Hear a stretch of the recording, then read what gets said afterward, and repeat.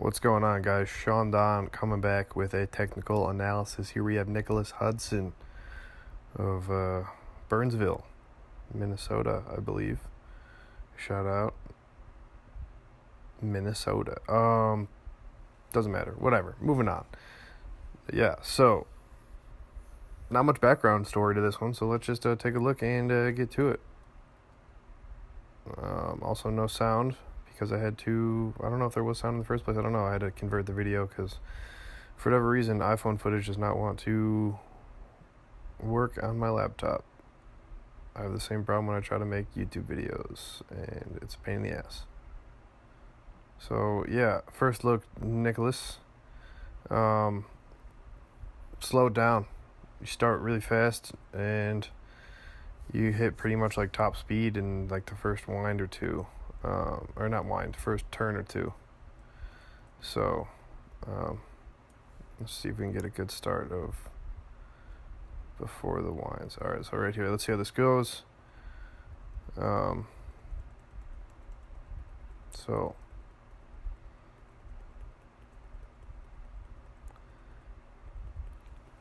winds look okay, nothing notable.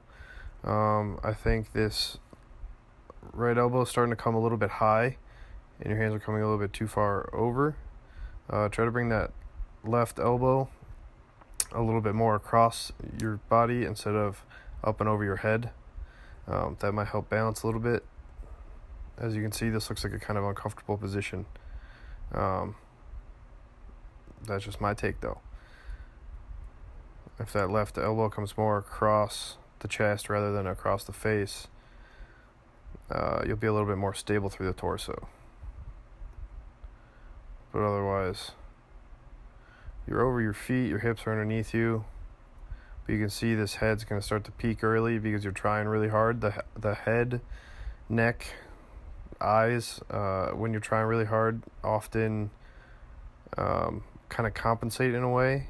So the head's going to pull because your body wants to go, or you're trying to get your body to go. When in reality, you just need to let your body go. Let the ball go. That's what you really need to do. But it takes a long time to learn that. Much easier said than done. So you see your eyes peeking, head turning, left side going. Left head still. You can see this right here. So like this position, in terms of your body, is not bad. Not terrible. Your shoulders are level. Your hips are level. You're a little bit back on the right side, but that's fine. This it's because this left leg's is kind of straightening out as you're coming off the heel, which is okay. The big thing here, like I said, is your head turned almost 90 degrees ahead of where the ball is at. Ideally, at this point, you want your eyes, in my opinion, you want your eyes looking at zero. Not looking at zero, but looking at the ball, something like that. Just you want your eyes more or less with the ball. You want your head with the ball because, like I said, if that head goes early, then it's kind of your body forcing the ball along instead of letting the ball do what it wants to do. Coming off that heel, head still peeking early. Hands lift up a little bit. You can see your arms really don't get totally straight until like right about there. So as you come off the second wind, really try to relax and straighten your arms out. Keep your shoulders turned to the right a little bit more. Keep that head turned to the right a little bit more. Of course, I'm talking from the perspective of the thrower. And really try to straighten those arms out before the ball gets to zero. Because like I said, there's some tension here through the upper body and through the arms that kind of hampers connection. So that left leg kind of opens up. That right hip's kind of being left behind. You come off plantar flex, which is a sign that left side's doing all the work. Not terrible single support movement. Was not great. So the single support movement with the right leg is actually fine, I'd say. Level shoulders, level hips. But then it just takes a while for that right foot to come down. As you can see, it kind of floats just a bit. Not bad, though. You catch it at just before 270, which is fine. You're over this left hip. Shoulders are level. You look a little tight, like your shoulders are shrugged up to your ears. You want to keep them down and relaxed and push them forwards. Like I said, just residual tightness. You don't over rotate too much on the catch. You do kind of come back around with this left foot, but it's a heel turn, so that's fine. And then you can see the tension in this left shoulder.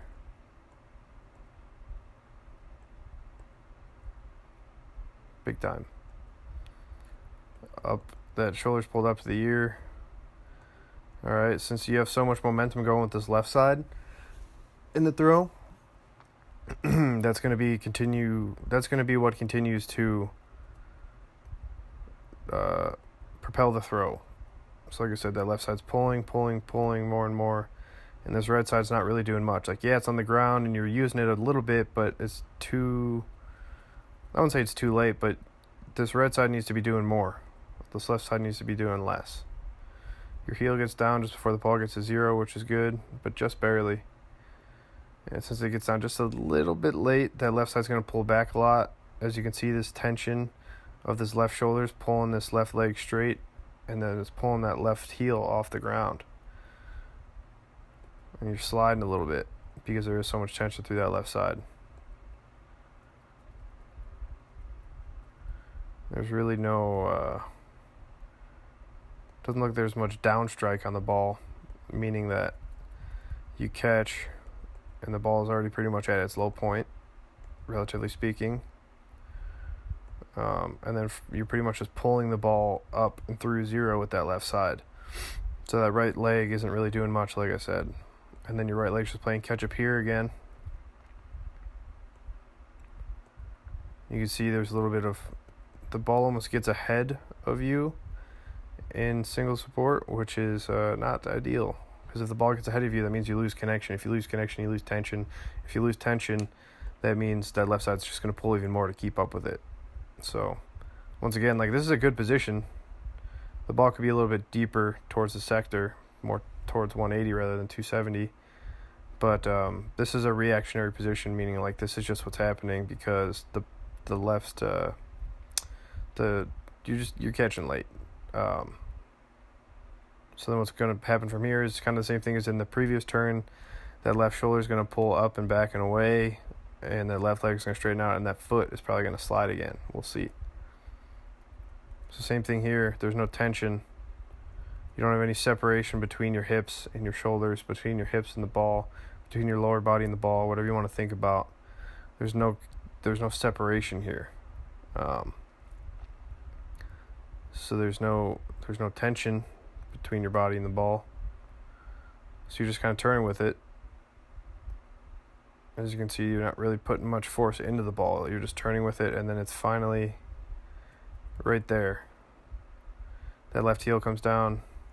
You see that left side start to pull back and create tension. And that's kind of what I'm sure you feel is what is propelling the throw. You feel that left shoulder really working, and you feel strong, but it's kind of like a false sense of strength in a way. You can really see this right leg stall out, and you can really see, this is what I'm talking about, this left side is doing all the work. Big slide with that left foot here, because there's a big, hefty left side pull in general, right there. Boom.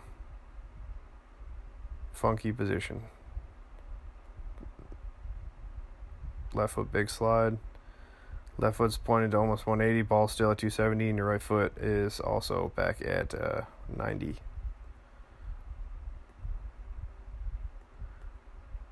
And see, you can see the difference, right? It's very subtle. It's like you can see you're ahead of the ball, you're ahead of the ball, you're ahead of the ball. Still slightly ahead of the ball, but then it's like right there. You see the ball get ahead of you just a bit, and that's that tension that you're losing from here throughout this whole throw. And then you catch later than you did in the previous 2 turns, which is not a very good thing. But you know, that's why I'm doing this for you. So, and then hips are a little bit back. And since you catch late, same thing, you're going to lose tension, and Because you lose tension, that left side's going to pull. So same thing as in the previous 2 turns. Left shoulder pulls up, back, away. Left foot comes off the ground. When you still should have some double support left. Because ideally you want your feet on the ground until the ball hits about 90 degrees. And then you want to release tangentially into the sector. But your left foot comes off a couple frames early. So big thing, like I said, overall, Nicholas, whatever you go by, whatever your nickname is, haha, get it. Just slow down. That's the biggest thing. You're trying to go guns blazing from the start. And when you go so fast right in the entry and you're really trying to smash it, you lose tension and connection really easily, and you set up that left side to do all the work instead of the right side doing a bunch of work. And you're pretty much just playing, what would the term be? It's not a carousel, not tug of war. It is kind of tug of war with the hammer.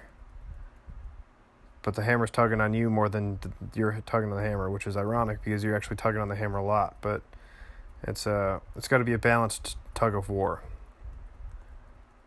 You want to tie it, you don't want to beat it, and you don't want because if you try to beat the hammer in the tug of war, then the hammer ends up beating you in the tug of war, which is exactly what's happening here. Because as the ball goes left, you're beating the hammer in tug of war, and then as the ball goes to the sector, the hammer's beating you in tug of war. You want to work with it. So yeah, like I said, biggest thing. Start slower. Take a lot of easy throws. Learn to feel the tension, the connection, feel a little separation between the hips and the ball. And feel the tension build from turn to turn. Feel the acceleration build, the speed build from turn to turn instead of just going 100% right out of that first entry. So, thanks for watching. Let me know if you have any questions. I'm here to help. Well, until next time, Sean Don. Peacing out.